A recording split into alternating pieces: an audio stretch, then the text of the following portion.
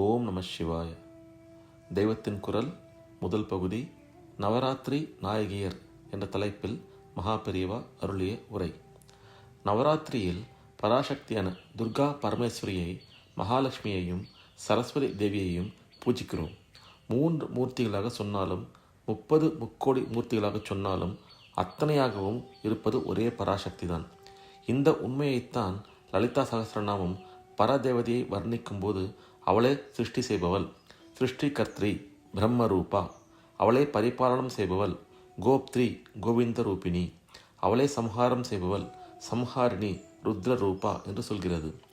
லலிதையாக துர்கையாக இருக்கிற பராசக்தி தான் மகாலட்சுமியாகவும் சரஸ்வதியாகவும் இருக்கிறது. லக்ஷ்மி அஷ்டோத்திரத்தில் பிரம்ம விஷ்ணு சிவாத்மிகாயை நம என்று வருகிறது. சரஸ்வதி அஷ்டோத்திரத்திலும் இப்படியே பிரம்ம விஷ்ணு சிவாத்மிகாயை நம என்று வருகிறது. படைப்பு, காப்பு, அழிப்பு எல்லாம் செய்வது ஒரே சக்திதான் என்று இந்த நாமங்கள் நமக்கு நன்றாக உணர்த்துகின்றன. ஒரே பராசக்தி தான் வெவ்வேறு வேஷங்களை போட்டுக்கொண்டு வெவ்வேறு காரியங்களை செய்கிறது. துர்கையாக இருக்கிற போது வீரம், சக்தி எல்லாம் தருகிறது. மகாலட்சுமியாகி சம்பத்துக்களை தருகிறது. சரஸ்வதியாகி ஞானம் தருகிறது. ஆதி பராசக்தியான துர்கையை பொதுவாக பார்வதியோடு ஐக்கியப்படுத்தி சொல்லலாம். அவள் ஹிமவானின் புத்திரியானதால் மலைமகள், மகாலட்சுமி பார்க்கடலில் தோன்றியதால் அலைமகள், சரஸ்வதி சகலகலா ஞானமும் தருவதால் கலைமகள். பர்வதராஜ புத்திரியாக வந்த அம்பாளும் க்ஷீரசாகரத்தில் இருந்து பிறந்த மகாலட்சுமியும் இரண்டும் மகரிஷிகளுக்கு பெண்களாகவும் அவதரித்திருக்கிறார்கள். மகாலட்சுமியை மகளாக பெற்று சீராட்டி வளர்க்க வேண்டும் என்று பிருகு மகரிஷி தபஸ் செய்தார். அதற்கு இணங்கவே லக்ஷ்மி தேவி அவருக்கு புத்திரியாக உத்பவித்தாள். பிருகுவுக்கு புத்திரியானதால் அவளுக்கு பார்கவி என்று பெயர் ஏற்பட்டது. பார்கவி லோக ஜனனி க்ஷீரசாகர கன்யகா என்று சமஸ்கிருத அகராதியான அமரகோசம் சொல்லும். இப்படியே காத்யாயன மகரிஷி சாக்ஷாத் பரமேஸ்வரியை பெண்ணாக அடைய வேண்டும் என்று விரும்பி தபஸ் செய்தார். அம்பிகையும் அவருக்கு மகளாக ஆவிர்வவித்தாள். காத்யாயனருக்கு பெண் என்பதாலே அவளுக்கு காத்யாயினி என்று பெயர் உண்டாயிற்று. துர்கைக்கு உரிய காயத்ரியிலே அவளை காத்யாயினியாக தியானிக்கிறோம் என்று சொல்லியிருக்கிறது. லோக மாதாக்களாக இருக்கப்பட்ட தெய்வங்களை குழந்தையாக வரச் சொன்னதில் நிரம்ப விசேஷம் இருக்கிறது. குழந்தையும் தெய்வமும் கொண்டாடும் இடத்திலே என்கிறோம். தெய்வமே குழந்தையாக வந்தால் ரொம்ப கொண்டாட்டமாகும்.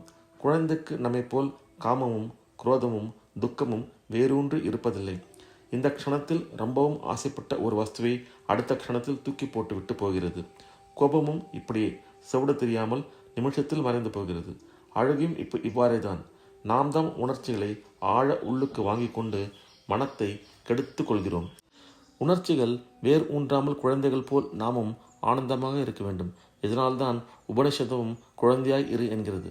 சாக்ஷாத் பராசக்தியை காத்யாயினியாகவும் மகாலட்சுமியை பார்கவியாகவும் குழந்தைகளாக்கி அந்த பாவத்திலே வழிபட்டால் நமக்கும் குழந்தைத்தன்மை சாக்ஷாத்கரித்துவிடும்.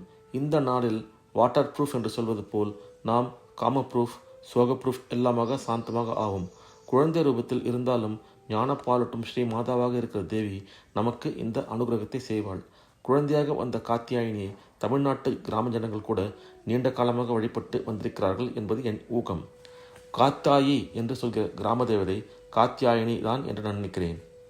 பட்டாரிகை என்று பெரிய ஸ்ரீவித்யா உபாசகர்கள் குறிப்பிடும் அம்பாளைத்தான் நம் கிராம மக்கள் பிடாரி என்று சொல்லி பூஜிக்கிறார்கள். பழைய செப்பேடுகளில் பாட்டாரிகா மானியம் என்பதை பிடாரி மானியம் என்று திரித்து குறிப்பிடுவதிலிருந்து இதை உணரலாம். இவ்வாறே கிராம ஜனங்களும் கூட சரஸ்வதியை நீண்ட காலமாக வழிபட்டிருக்கிறார்கள். பேச்சாயி பேச்சாயி என்கிற சொல்கிற கிராம தேவதை பேச்சுக்கு ஆயியான வாக்தேவி சரஸ்வதியைத்தான் குறிப்பிடுகிறது. அம்பாளையும் மகாலட்சுமியையும் சரஸ்வதி தேவியும் பூஜித்து எல்லா சக்தியும் சம்பத்தும் நல்ல புத்தியும் பெறுவோமாக. ஓம் நம சிவாய. அடுத்த பதிவில் எனக்கு முக்கியம் அம்பாள் என்ற தலைப்பில் மகா பெரிவா அருளி உரையை கேட்போம். ஓம் நம சிவாய. ஹரஹர சங்கர, ஜெய ஜெய சங்கர, காஞ்சி சங்கர, காமகோட்டி சங்கர.